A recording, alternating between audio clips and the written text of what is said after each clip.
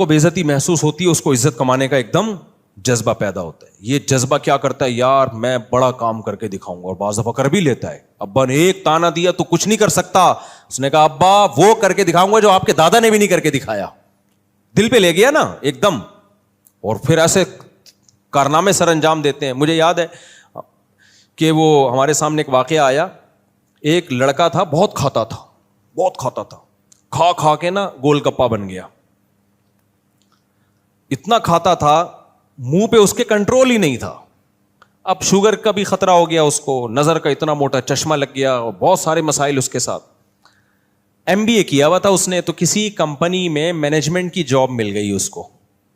ابا کو آ کے خوشی خوشی بتایا, ابو میں مینیجر بن گیا, اب اتنے لوگ میرے کنٹرول میں ہوں گے. ابا نے کہا کم بخت, اتنا سا منہ تیرے کنٹرول میں نہیں ہے تو اتنے لوگوں کو تو کہاں سے کنٹرول میں لے کر آئے گا. یہ بات ایک دم وہ کہاں لے گیا, دل پہ. یار ابا نے بڑی بات کہتی. بعض دفعہ نئی نصیحتیں, لیکن کوئی موقع ہوتا ہے اس پہ نصیحت کلک کر جاتی ہے کہ یار ابا بات تو صحیح کر رہے ہیں, جو منہ پہ کنٹرول نہ کر سکے وہ کمپنی میں اتنے لوگوں پہ کنٹرول کیسے کرے گا. دل پہ لے گیا وہ. تو کیا ہوا, کھانا پینا چھوڑ دیا, بہت ڈائٹ, لو کارب ڈائٹ, اور پروٹین اور ورزش اور ایکسرسائز. جو ہم نے, جب کسی نے ہمیں واقعہ, تو پوری ان کی وہ LED پہ تصویریں, سلیمان احمد صاحب اللہ ان کی برکت دے, انہوں نے پورا یہ پروجیکٹ پریزنٹیشن تیار کی ہوئی تھی نا, کہ یہ اس بندے کا واقعہ ہے ہمیں موٹیویٹ کرنے کے لیے نا, کہ دیکھو جو ایک دفعہ دل پہ لے جائے نا تو وہ پھر کیا کر کے دکھاتے ہیں. تو وہ پھر دکھایا کہ ہے کچھ دنوں میں ہینڈسم. اچھا چشمہ بھی اتر گیا, حالانکہ ڈاکٹر کہتے ہیں چشمہ ایک دفعہ لگے اترتا نہیں, لیکن اس کو واقعی چشمہ اتر گیا.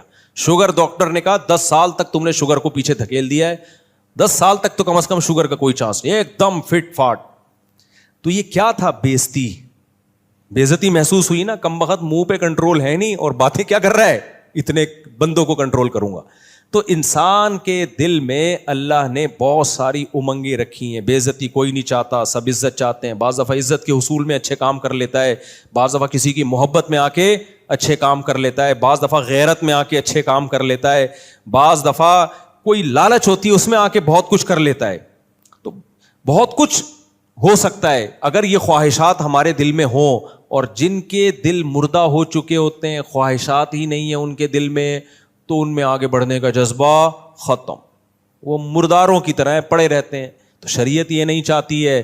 البتہ ہوتا کیا ہے کہ یہ خواہشات, یہ جذبے آپ کو ایک سمت میں اسپیڈ کے ساتھ دھکیلتے ہیں. وہ سلیمان احمد ہی کی ایک مثال دے دوں.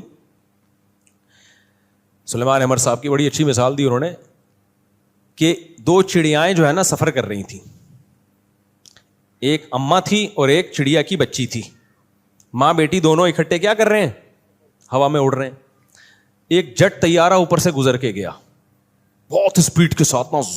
طیارہ تو جٹ طیارہ تو آپ کو پتا ہے ایسا گیا زوم کرتا ہوا نا کہ یہ ہل گئی بیچاری, ان کے پرور بھی اکھڑ گئے.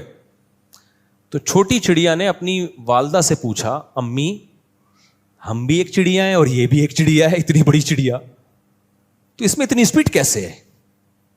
یعنی پر تو اس کے بھی ہمارے بھی پر ہیں, اسپیڈ میں زمین آسمان کا فرق ہے. ہم یوں جا رہے ہیں اور یہ زوں کر کے ایسا تباہی مچاتی بھی چلی گئی یہ چڑیا. تو ڈفرنس کیا ہے ہم دونوں میں اور اس بڑی چڑیا میں؟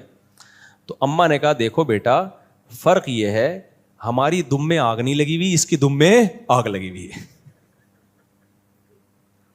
اس کی جو دم ہے نا اس میں پیچھے دیکھو, تم نے غور کیا بیٹا, اس کی دم میں کیا تھی, آگ لگی دم میں آگ. تو بعض دفعہ ہمیں موٹیویشن کی کوئی ایسی چیز کلک کر جاتی ہے کہ ہماری دم میں آگ لگ جاتی ہے, ایک دم انسان کی پروازوں پہ پروازیں. صحابہ کرام میں ایسے ہی تو تھا نا. احد میں کیا ہے, بہت سخت لڑائی ہو رہی ہے, تو ایک صحابی رسول اللہ صلی اللہ علیہ وسلم کے پاس آئے, عرض کیا یا رسول اللہ اگر میں لڑوں اور شہید ہو جاؤں, کیا, حدیث کا مفہوم بیان کر رہا ہوں اپنے الفاظ میں, کیا ضمانت ہے کہ میں جنت میں جاؤں گا؟ آپ نے فرمایا ہاں.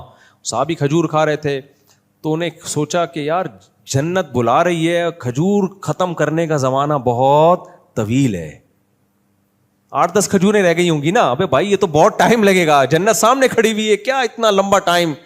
ایسی موٹیویشن ملی ہے نا نبی صلی اللہ علیہ وسلم کی باتوں کا, تو ان کو یقین تھا بھائی نبی نے میرے بارے میں کہہ دیا لڑکے شہید ہو گیا جنت, کھجوروں کا تھیلا پھینک دیا, نہیں بھائی اب جانا ہے, لڑنا ہے, لڑے اور اتنا لڑے کہ شہید ہو گئے. تو بعض دفعہ ایسی موٹیویشن انسان کو ملتی ہے, اس کی پروازیں جیٹ طیارے کی طرح تیز ہو جاتی ہیں. تو یہ سب امنگیں اور جذبے جبھی ہیں جب انسان میں خواہشات کا ایک تلاطم ہو, ایک سمندر ہو, موجیں ہوں. اگر یہ خواہشات ہی ختم ہو گئیں تو ساری زندگی کی رونقیں انسان کی ختم. لیکن اب ہوتا کیا ہے, قرآن کیا کہتا ہے, اسلام نے کیا کیا ہے؟ اسلام نے کہا کہ گھوڑا ہم نے تمہیں دیا ہے اس پہ سوار ہونے کے لیے اور اس کی لگام اپنے ہاتھ میں رکھنے کے لیے, اور اس کو گھوڑے کو میسج تم دو گے اپنی عقل سے سوچ کے کہ کس سمت میں جانا ہے اور کس سمت میں نہیں جانا. نہیں آئی بات؟ اب آپ نے کیا کیا, گھوڑے پہ بیٹھے. اگلا پوچھ رہا ہے یار تم پیدل کیوں نہیں جا رہے؟ آپ نے کہا میں اس لیے پیدل نہیں جا رہا کہ گھوڑا گھنٹوں کا سفر منٹوں میں طے کرا دے گا. اس پہ جب بیٹھوں گا تو ایسے جیسے میری دم میں آگ لگ گئی. دم میں الگ سے مجھے آگ لگانے کی ضرورت نہیں ہے. گھوڑے کی دم میں ویسے ہی آگ لگی ہوئی ہوتی ہے, ذرا سا وہ ایڑ لگاؤ نا تو ایک دم اسپیڈ مارتا ہے. تو مجھے اپنی دم میں آگ لگانے کی ضرورت اب نہیں ہے. اب آپ بیٹھ گئے. اب آپ سے اگلا پوچھ رہا ہے جانا کہاں ہے آپ نے, لگام کدھر کو موڑو گے؟ آپ کہو گے یار یہ میں نے ابھی تک اس بارے میں کوئی سوچا نہیں, جہاں گھوڑا کہے گا وہاں جاؤں گا میں. اب بتاؤ منزل پہ پہنچو گے یہ بیڑا غرق ہو جائے گا.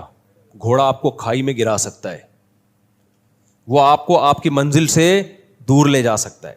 آپ نے جانا تھا آگے کی طرف 1 گھنٹہ, گھوڑے کو گھاس پیچھے نظر آئی, مڑ گیا, پیچھے جا رہا ہے. سفر کے قریب کرنے کے بجائے یہی گھوڑا جو منزل کے قریب لے جانے کے لیے تھا آپ کو منزل سے الٹا دور کرنا شروع کر دے گا. یہی گھوڑا نعمت کے بجائے عذاب بن جائے گا. کیوں؟ آپ نے اس کی لگام کو کنٹرول نہیں کیا اور عقل سے فیصلہ نہیں کیا کہ کیا کام اس سے لینا ہے اور کیا کام اس سے نہیں لینا. سمجھ رہے ہو کہ نہیں سمجھ رہے؟ یہ عقل نہیں فیصلہ کر رہی ہے, یہ آپ نے گھوڑے پہ چھوڑ دیا ہے. تو خوب سمجھ لو, اللہ نے ہمیں خواہشات کا ایک سمندر دیا ہمارے دل میں.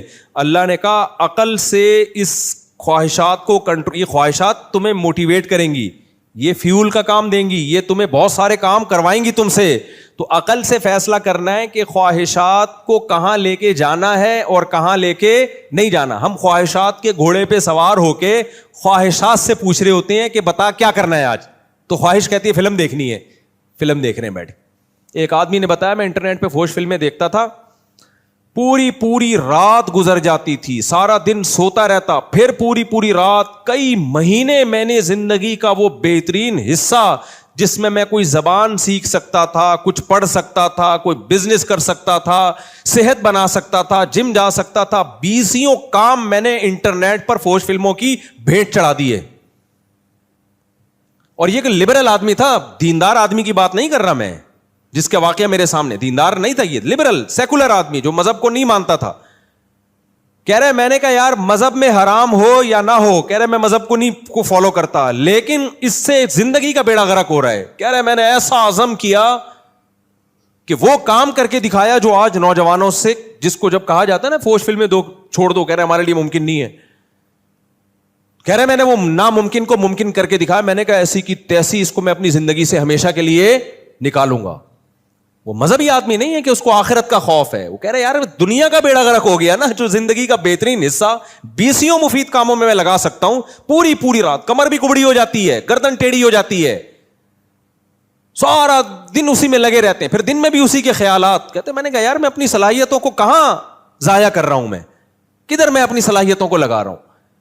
تو بعض لوگوں کو اللہ نے عقل دی ہوتی ہے, ان کو پتا ہوتا ہے کہ بھائی خواہشات, عقل بتائے گی کون سی خواہش پوری کرنے کی ہے اور کون سی پوری کرنے کی خواہش